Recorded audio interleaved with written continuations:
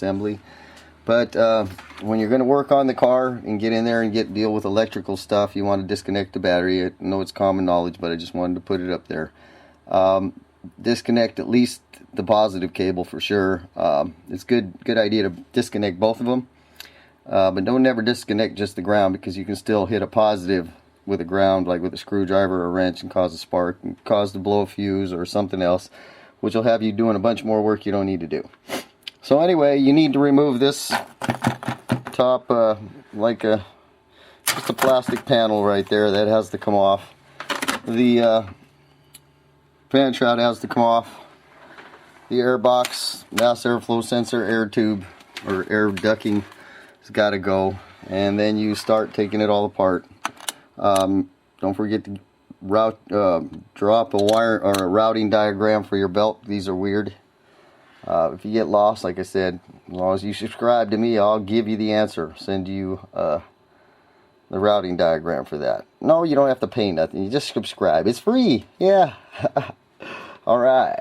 So anyway, this is done. And you'll see the rest of the video of how it comes together, which will be the reversal if you want to take it apart. I suggest you watch the whole thing before you go tearing into it, because it'll save you time. And just go backwards from what I put it together, and you'll see how easily. Well, it doesn't come off easy. There's nothing simple about these. It helps. It'd have helped if I could have found a video. I saw one video on YouTube. It was a good one. It just wasn't this model of a car, so things were different. Some similarities, but a lot of differences. This is a 1.8, so it's a small little 4-cylinder, and it's a little different. The serpentine belt routing was definitely a challenge. So anyway, there you go. Watch the video. Enjoy. Hey, alphanumeric here. What we've got is we had an oil filter housing leak. It was leaking all over. Look, you can see it's kind of wet down there. You see the puddle of oil right in there, a puddle of oil. It was spewing out of here somewhere. So there's an O-ring that goes up here, and then a gasket that goes around here. Fortunately, that's a little easier fix than and there's an O-ring that goes in there. Here, let me get the housing. Let's see, the housing is right here, and there's an O-ring that goes right there, and then the gasket with 6 bolts goes there. And you can see the gasket's the gasket's off there. It's the lettering of the gasket stayed on there. But in any case, that's a culprit, and I should have videoed taking it apart, but you'll see how it comes apart when you see how it goes together. I decided to go ahead and do this because there's not, I saw one on YouTube that showed you how to remove one of these, but it was off a different model.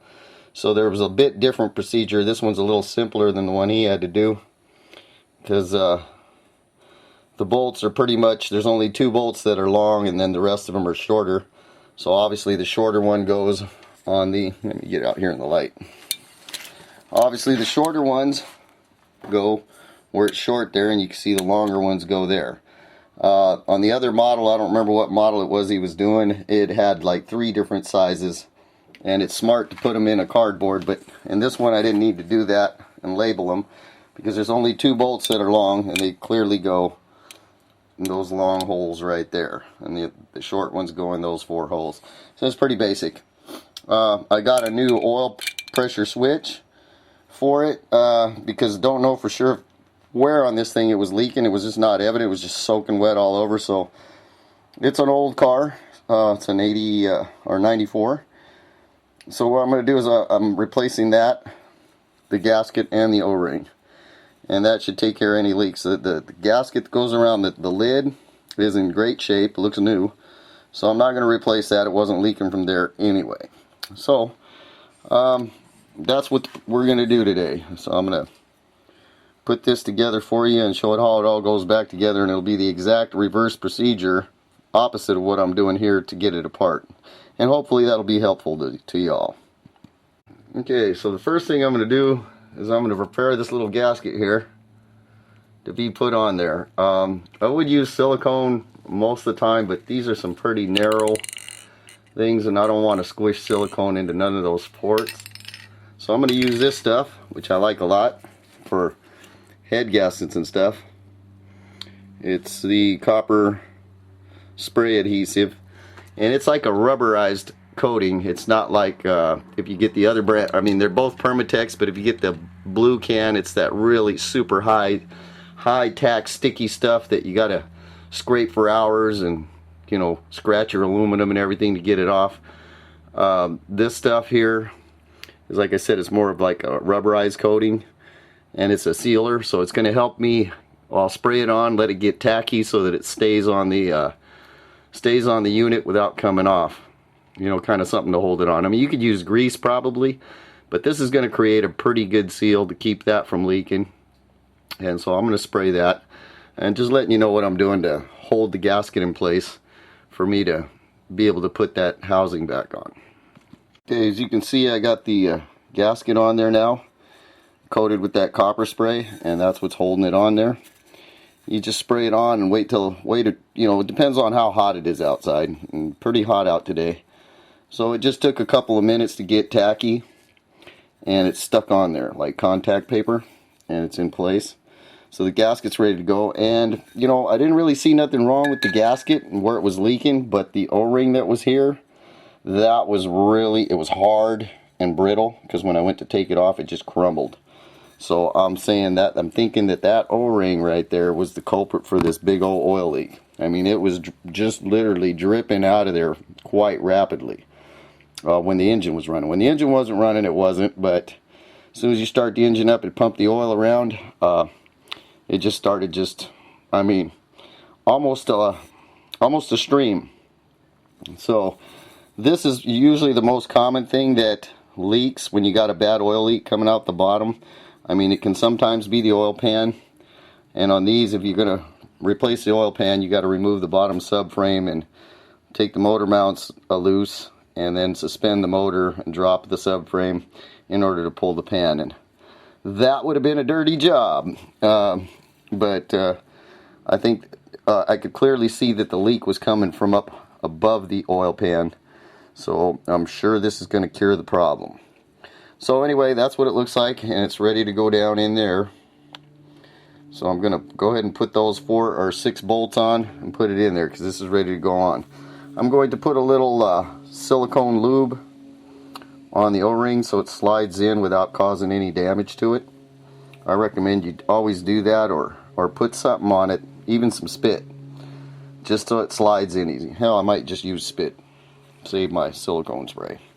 Anyway, that'll make it slide into the hole. You got to make sure it's nice and clean, that your hole down there is nice and clean, and you know, free from any debris or oil or anything that's going to create a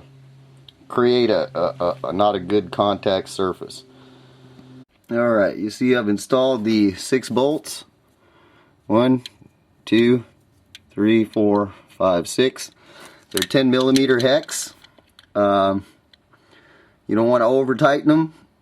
I didn't use a torque wrench. That's one of those things, you know, you just feel it out. It's going into aluminum, so you don't want to over tighten them, so you strip them, but you want to get them snug. And I replaced the let's see if I get a shot of that. I replaced the oil sending unit right there. It's a brand new one. So that baby should not leak. So now I'm going to put the rest of it together, and we'll take you through the steps. Okay, I'm also going to change the serpentine belt while we're in here, because it's all cracked and bad. And just wanted to mention, because on the removal of the power steering pump, and to get to that pulley to make it move, they got this thing on them. It's kind of like a hubcap. It's just a cover.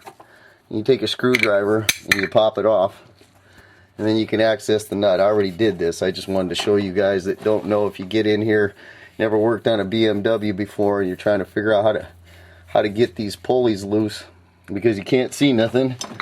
They got a cap like this covering it, and it looks kind of like it doesn't come apart, but it does. You just take a screwdriver and pop them right out. Then you can access the bolt and loosen it up. And I'm doing this one because I have to take this one off to get to the serpentine belt, because it's behind that. So just a quick show you there. It's about all I'm going to show you on this, because that's not really part of the oil leak. But oil got all over everything. You can see how nasty it is here, and wet, full of oil from that. It was pretty nasty leak. So when those oil filter housings leak, they make a mess, and it can make you think it's just pouring all out the oil pan, but it's not. So, and it's kind of an easy fix. It's not too bad, but just some tedious work. But okay, you're gonna want to clean those ribs and get all the oil off of them. I use brake clean. That way you get it nice and clean and dry, so that your belt doesn't start by having oil on it and softening it up and stuff. So just thought I'd throw that in there. You guys probably already knew that, but just in case, it's always a good idea to make sure your pulleys that your belts are going to ride on are nice and clean, because we're stopping the oil leak, so that's going to be nice and dry, and it shouldn't be causing any problem. The old belt is all cracked and stuff there, and that's not what it's here for. But my customer, you know, he wants his car fixed right, so we don't want to put that old cracked belt on, because it could blow at any time. It's got some pretty big cracks in it. So anyway, I'm getting ready to proceed with the rest of the assembly. Okay, I'm going to put the alternator bracket back into place, and it bolts up right here. And those 4 bolt holes, I can't see that one too well, it's shaded, but the lighting is bad there. But there's a hole there, one right there, and then one right there, and one right there. It's 4 bolts. I'll hold this bad dog on. It's these 4 bolts. I believe they're 12 millimeter. Hold on a sec. No, those are 13 millimeter hex right here. So you'll need a 13 millimeter socket to put those in with, and to remove it. And this is, like I said, this is the reversal procedure of taking it apart, because I didn't film taking it apart. But this is going back together. So coming apart, the last thing you'd be taking off is, you know, like the wire to the sending unit here, and then of course the 6 bolts, and that would come out. But before you can get that out, you got to pull this out. Before you pull this out, you got to take the alternator off. So this is next to go back in. That's the alternator bracket. Okay, after you've got your alternator bracket on, it's also the bracket that holds the power steering pump, and it's got a bolt here and a bolt there. It's 2 bolts, and those 2 go in and hold the power steering pump to that. Okay, so when you're removing it, you have to remove the power steering pump before you remove the alternator bracket. You don't have to worry about this one as far as the tank leaking, because the tank sits right here, and when you drop those bolts, this drops down out of the way and lets you go ahead and access that. Bolts. Alright, this is the pulley that goes here. It's got like a little shock absorber there, but it's actually the automatic tensioner, the shock that puts pressure on it. It's got a bolt here, the hex size on it. You can either use a 5/8 socket or a 16 millimeter. 5/8 and 16 millimeter are just almost exactly the same size. And then up here we got a 12 millimeter bolt. Let's see where am I at here. 12 millimeter bolt right there. The hex anyway. Hex is a 12 millimeter. And then this is a tensioner, and then there's going to be an idler pulley that goes on as well. Oh, that's a revise. This is a 13 millimeter hex, and it 5/8 or a 16 mil on the bottom bolt. And the way you adjust it, you put a wrench on that and give her the forward or towards the driver's, towards the passenger side, and that'll give you the slack to get the belt on around it. Okay, now it looks like I'm ready to put the alternator bracket, or the alternator. What I found out putting this alternator on, when I took it apart, I didn't realize that this canister had to come apart. Or not apart, but we got to get this canister out of the way to hook the wires up. There's just not enough slack to hook them up. I was able to unhook them when it was hanging down and unhook them, but there's just not enough slack there to hook the wires up in the back of the alternator. I mean, I actually hooked them up, but the only way I'm going to be able to get behind there and tighten them up is to get this out of my way. So it's just one bolt. It's right here. It's 10mm hex. So I'm going to pop that off real quick so I can finish putting those lines on. But you can see how the front is coming together there. We got all the pulleys and stuff installed. I don't have the idler pulley in, but once the alternator is tight, I believe the alternator pulley, or the idler pulley, goes right there. Let me get some light on that. Right there is where the idler pulley goes. So you'll have to get the alternator bolts in and get it all tight and the wires on, and then you can put the idler pulley, goes right underneath that top alternator bolt. So I'm going to take that canister off there. I'm going to take that canister off and out of my way so I can tighten up the alternator wire. Okay, I'm going to install the idler pulley, which goes on the alternator bracket right underneath the top mount bracket. And shoot, I don't remember the size. It's probably a 16mm or 5/8. I'm going to put that on there. Pretty sure that's what it is. Okay, like I said a little earlier, these are the like cover caps, dust caps, whatever. I call them, like, they're not hub caps, but they remind me of hub caps because they go on a wheel and they cover the hub. And that's it. It snaps in place. It comes off by just taking a little screwdriver and give her a little pop, and it pops out of there. Kind of cool. But in case you don't know how those come off, that's how you do it. Of course, anybody could probably figure it out, but this is a shortcut because now you know. Just take a screwdriver. Alright, so let's see. I gotta hang this back up, and then I'm ready to put the belts on, the oil filter and lid back on. Alright, now you can see I got the serpentine belt on. Don't do what I did on this one. I wasn't paying attention. A lot of the cars have a belt routing diagram somewhere on the cowling of the hood or something, and this only has this, which doesn't say anything about the belt routing diagram, and there isn't no belt routing diagram anywhere on the hood. They're usually right up here. Well, not where there would be felt or cardboard, but where there's some metal where they could stick a sticker. They usually put the belt diagram up.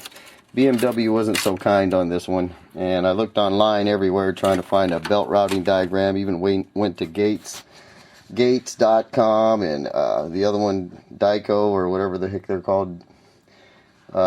Anyway, they had a lot of belt routings, but they didn't have this one, this 318i. The 94 318i. They just switched over. In fact, the only thing the guy at Auto Part showed, he showed that bottom one running the power steering, or the air conditioning pump. He said that, according to his book, was running the water pump, and of course it's not. So if you need the wiring or the belt routing, I recommend that you write it down, map it out on a piece of paper, especially if it doesn't have one on the hood or something. Don't get carried away and start pulling belts unless you know the routing. This one took me a while to figure out. It's not what you would think. So if you want the belt routing diagram, well, then you'll have to subscribe to my channel, hit me up with a message, and I'll figure out a way to send you a drawing of it. I'll probably make one on, or maybe I'll make just a quick snippet of a video of it, just a drawing explaining what's what, and there it is. Bam, it'll be about a 30-second video. Yeah, that'd be cool.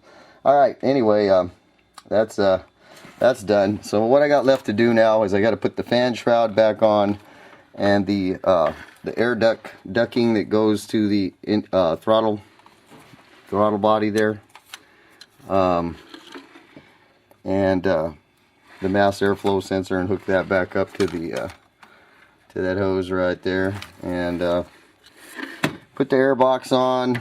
Let's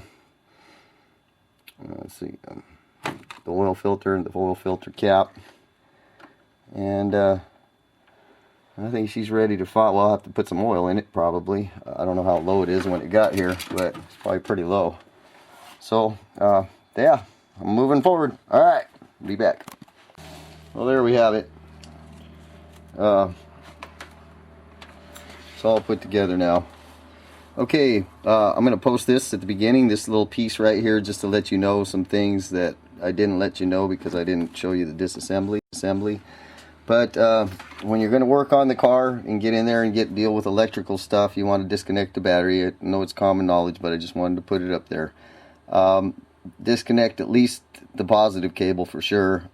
It's good idea to disconnect both of them, but don't never disconnect just the ground, because you can still hit a positive with a ground, like with a screwdriver or a wrench, and cause a spark and cause to blow a fuse or something else, which will have you doing a bunch more work you don't need to do. So anyway, you need to remove this top just a plastic panel right there that has to come off. The fan shroud has to come off. The air box, mass airflow sensor, air tube or air ducting has got to go, and then you start taking it all apart.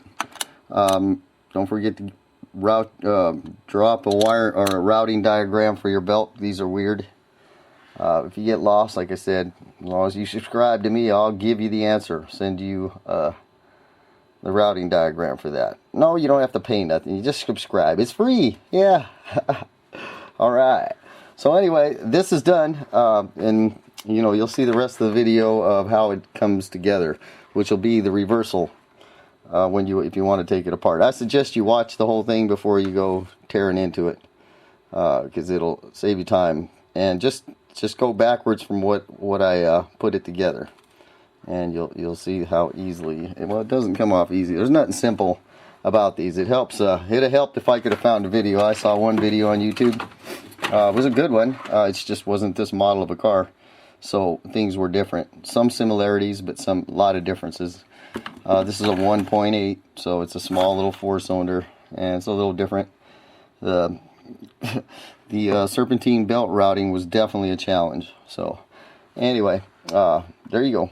Watch the video. Enjoy.